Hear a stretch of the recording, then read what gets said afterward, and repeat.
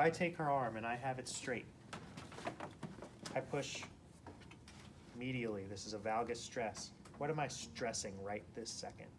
UCL, MCL. Her elbow's straight right now. I can't tell, you're pulling. I'm pushing this way. What's the end feel here? Hard. So what am I stressing? Bone. Why? Olecranon into the sides of the space. Pushing down. So now I'm going to bend 20 to 30 degrees. Now what am I stressing? I'll give you a hint. It's two things. Angular ligament. No, angular ligament. UCL, the ligament, that's one thing. Common tendons. Flexor tendons, that's number Fire. 2. Let's pronate and put those flexor tendons on slack. Now what am I stressing? UCL. There we go. When we stress the UCL, we're going to hold for up to 10 seconds. Sorry. Anyone other than assessing for gapping, actual laxity, and how do we know if there's laxity? Compare bilaterally. This one goes, and the other one is stiff.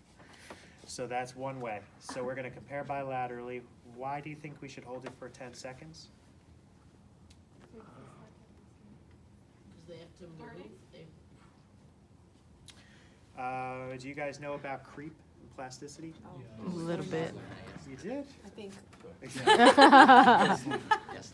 So when you do a sustained hold, it takes up the creep and the ligament and puts it into the plastic range. So if you have a low level sprain, it could pick up those lower level sprains.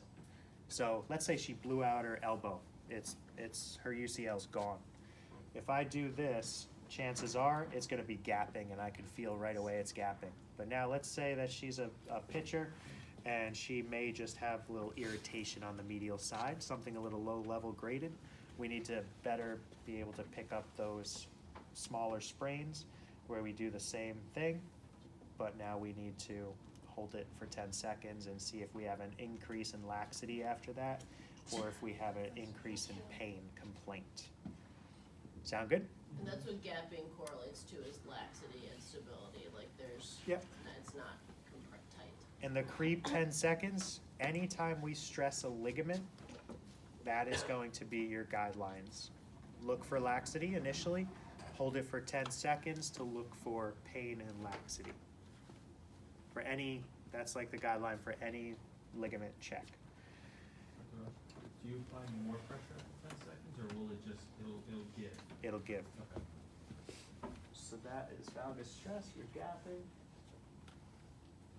So this is your gold standard for UCL stress testing. Takes a little work to work on the handling. This is a moving valgus stress test. It's more functional.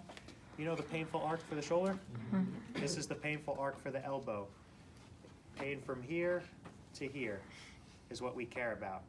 Not so much here, not here, but right here. That's just new to it today. That's pretty good. So, what you're gonna do with this? Half the class is loving it, half the class, what the hell is it? If you haven't seen Tommy Boy, I guess it's a rite of passage to get into the program. Okay.